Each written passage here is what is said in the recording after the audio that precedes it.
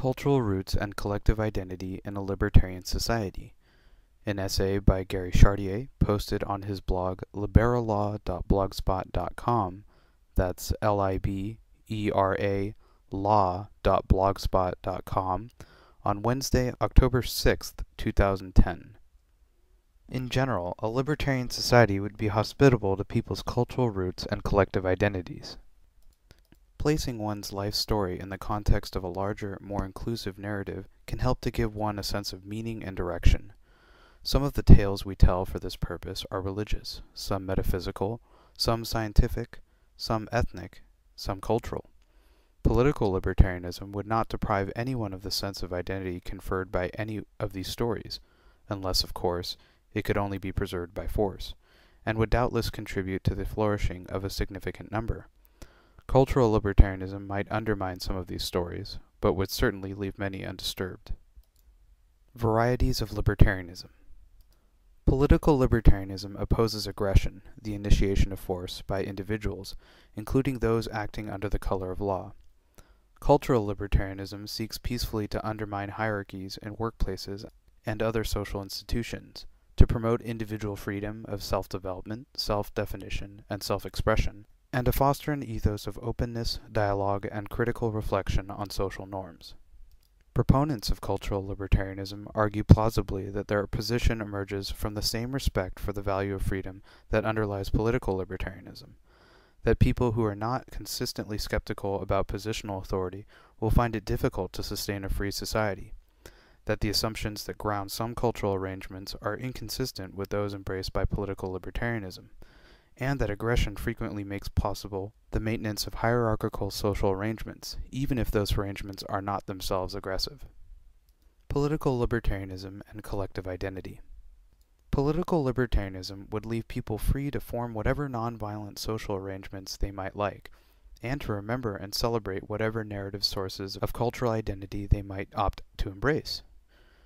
Do you claim the story of the Israelites following Moses through the wilderness as your own? Are the Cluniac monks your spiritual ancestors? Do you see the Boxer rebels as your forebears? Political libertarianism leaves you free to identify with them, to celebrate what you judge to be their accomplishments, to treat them as central to your own heritage. Creating space for identity. Indeed, it is important to emphasize that your ability to preserve and share a cultural identity you cherish would be greater in a politically libertarian society than it is in societies dominated by states.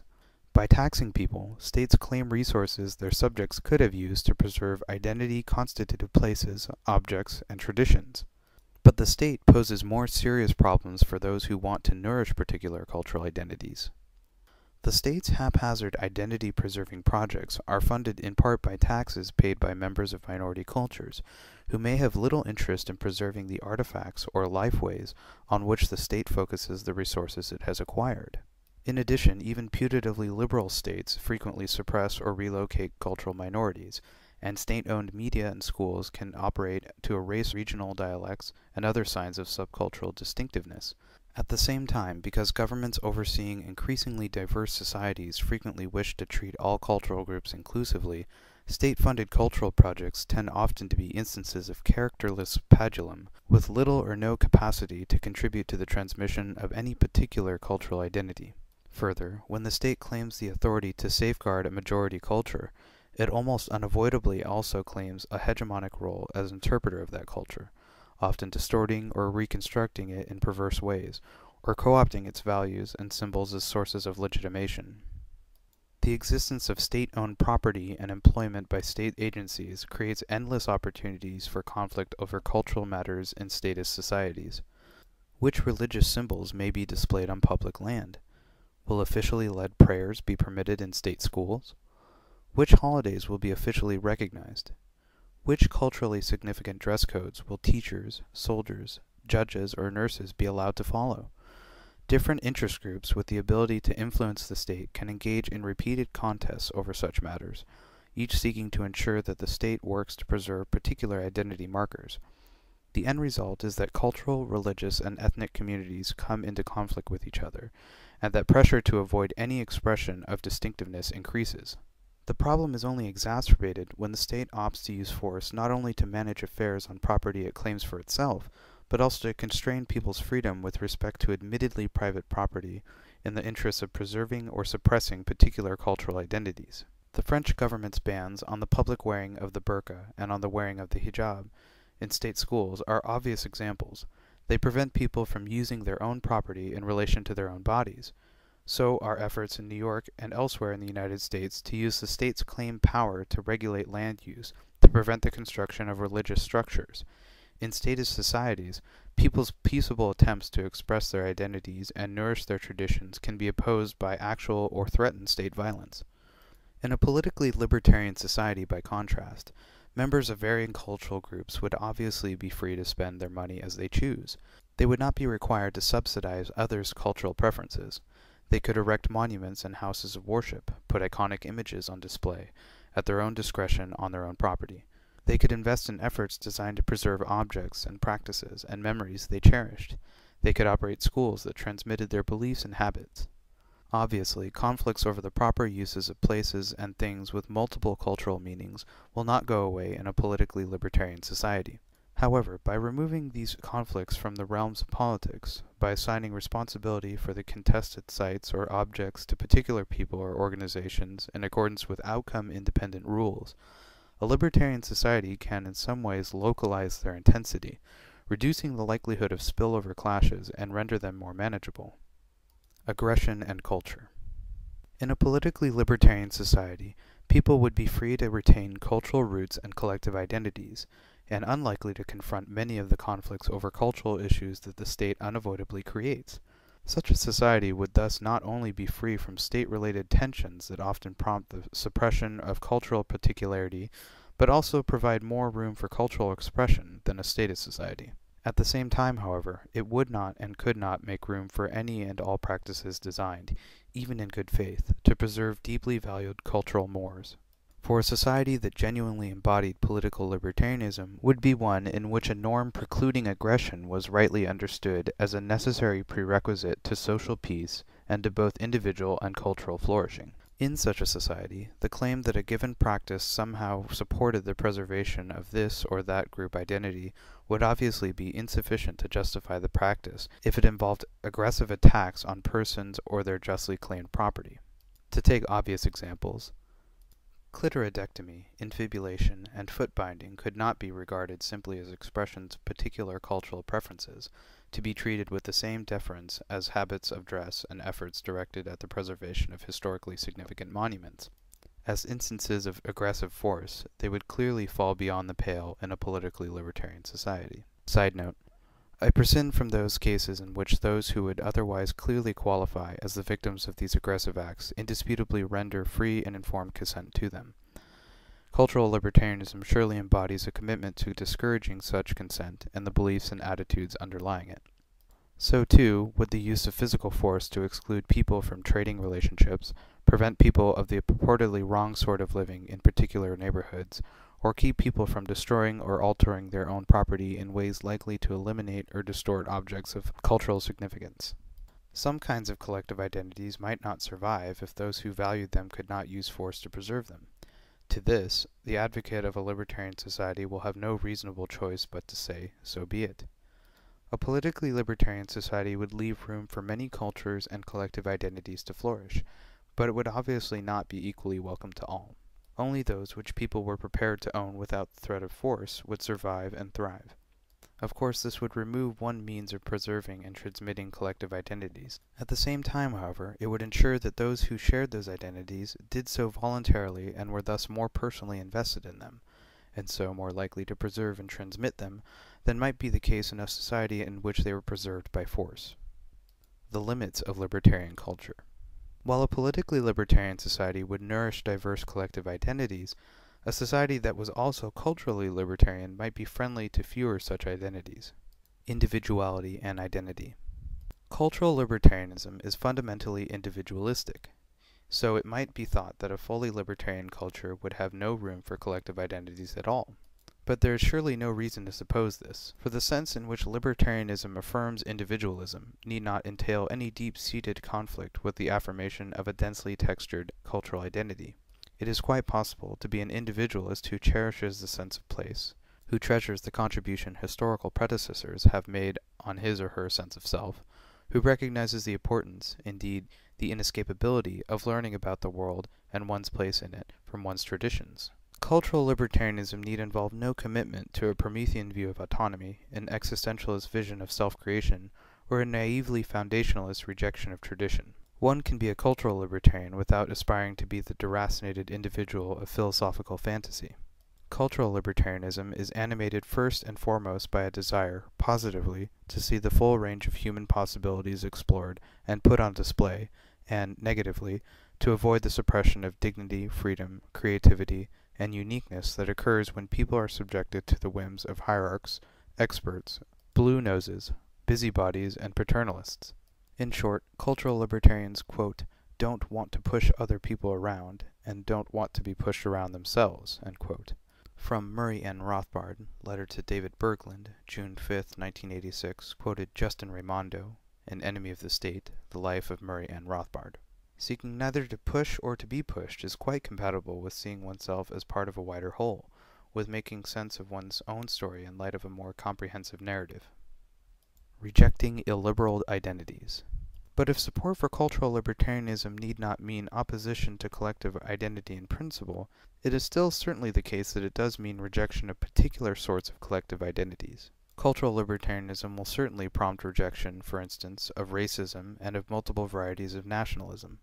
It is quite possible to be a peaceful racist, to avoid racially motivated violence against person or property while nourishing prejudice and fostering and engaging in unwarranted discrimination.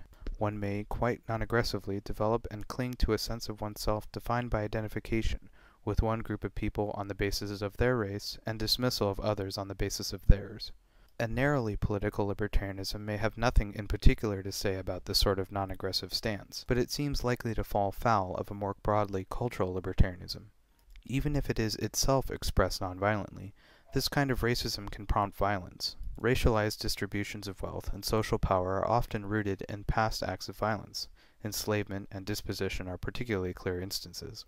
Racism features an implicit unwillingness to see people as particular, as individual, and a penchant for reducing them to sets of stereotypes, and the underlying sense of the moral equality of persons that grounds libertarianism's rejection of statism is, at minimum, difficult to square with racial prejudice. None of this means that the cultural libertarian will judge it appropriate to use force to punish the racist for thinking bad thoughts, or to prevent anyone from catering non-aggressively to racist tastes. But the cultural libertarian will be quite aware that, without status privilege to sustain it, racism in the context of economic life will prove to be prohibitively costly over time. In addition, the libertarian, here the purely political libertarian, will have no quarrel with the cultural libertarian, will favor remedies for past acts of injustice that may often serve to reduce the aggression-based power of the racist. The cultural libertarian will also strongly favor the use of nonviolent forms of social pressure, shunning, public shaming, peaceful boycotts, and peaceful protests and strikes, to challenge the racist behavior. Cultural libertarians will actively discourage racism, and more fundamentally, the widespread adoption of libertarian cultural values would make it difficult for anyone to sustain a sense of self rooted in racial superiority or exclusivity.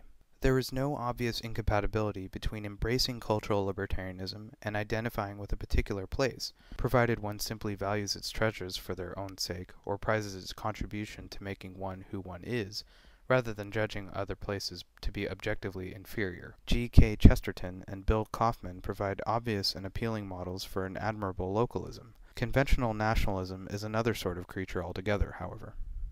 Nationalism characteristically involves loyalty, not to a revered place as such, but rather to the nation-state. The libertarian can hardly welcome a willingness to cheer for, quote, my country, right or wrong, end quote, not only because to support wrongdoing is to risk moral corruption, but also because, quote, my country, end quote, really means not people and places dear to my heart, but rather the implacable apparatus of the state. Nationalism too often finds expression in violence, especially militaristic violence, whether of an irredentist variety or in support of state expansion. Of course it need not, but the cultural libertarian will be wary of its capacity to underwrite aggression. He or she will also look askance at nationalism's frequent valorization of state boundaries, which often fail to track culture or geography meaningfully. There may be little connection between the actual people and places on which one's loyalty focuses and the borders of one's state. Similarly, sensitive to individuality and diversity, the cultural libertarian will also recognize that the geographic territory claimed by nation-states is characteristically home to people with varied cultural identities. Loyalty to the nation often seems to mean loyalty to the majority in a particular region, or perhaps to a minority that holds the reins of state power. As a variety of collectivism, nationalism too frequently seems to involve the erasure of the particularity of those who don't identify with the majority's culture, including members of minority cultures, people who identify with multiple cultures, and people in some sense within the majority culture who seek in one way or another to transform it. The territory claimed by an enormous nation-state may arguably be not only too arbitrarily demarcated, but also too extensive to provide a manageable focus for personal loyalty. A genuinely local perspective may often prove more compatible with human-scale attachments. This does not mean, of course, that one can or should ignore the role of others who are not local in shaping one's identity and experience. The loiner may recognize London as a world quite different from his or her own, while still acknowledging that Trafalgar Square memorializes events without which life in Leeds might be very different indeed. But this need not provide an opportunity to smuggle nationalism in through the proverbial back door. For we can reasonably treasure our connections with geographically dispersed people and places, ones it would never occur to anyone to link with us under the same national umbrella, that have helped to make us who we are. Preserving identity in a libertarian culture. Whatever the fate of national and racial loyalties in a libertarian society, tensions surrounding families will doubtless be unavoidable. A society that tolerated aggression against children would hardly count as libertarian, but families unavoidably shape children in innumerable peaceful ways, and there will surely be those of a culturally libertarian bent who will seek to challenge what they see as illiberal indoctrination of children by parents. In a politically libertarian society, not only individuals but also families and other groups in search of mutually reinforcing support for their distinctive worldviews and lifeways could obviously craft communities, territorial or virtual, in which their critical mass could allow them to counter the effects on each other of what they saw as objectionable elements of the wider culture. At the same time, it is easy to see that a society that created space for diversity would, indeed, render it difficult for any subcultural group to ensure wholesale identification with its traditions by all of its members. Cultural libertarianism will tend to militate against a range of habits and practices that might be seen by some people as integral to their collective identities. Identities of some sorts, I have already instanced racism and many sorts of nationalism, but there are obviously others, will not be likely to survive in a libertarian culture. Others will persist and perhaps even thrive, while being transformed by libertarian attitudes that undermine subordination and exclusion. It would be unfair to deny that the loss of some cultural forms is a genuine loss, in the sense that it deprives people of patterns of existence and ways of understanding themselves and others that offer meaning and order to their lives. Those committed not only to political but also to cultural libertarianism will need to remind themselves and others that there are costs associated with the embrace of freedom. But this is hardly reason to treat cultural libertarianism as underwriting cultural decline. To repeat, no more than political libertarianism does cultural libertarianism require or promote the abandonment of all sources of collective identity. Those that respect freedom and individual particularity can thrive in a libertarian culture. To be sure, the very capacity of some life-ways to fostering meaningfulness and order may be seen as depending on their immunity to criticism and their appearance of inevitability, and they will lack both in a culture of liberty. But an awareness of possibilities for improvement and a denial of critical regard to previously established cultural authorities can be quite compatible with continued esteem for and identification with traditions and communities and ways of life that offer people meaning and identity. Libertarianism and identity. A politically libertarian society will create space for many different kinds of identity-maintaining ways of being human, more, in general, than a society in which aggression is legitimized. Only those collective identities maintained through the use of force will be excluded from such a society, and will be, I believe, well rid of them. A society that is not only politically but also culturally libertarian will likely be free of such sources of identity as racism and nationalism. But this kind of society can still welcome local loyalty, and any number of other identity-conferring relationships compatible with regard for individual dignity and freedom and the diverse forms of human flourishing.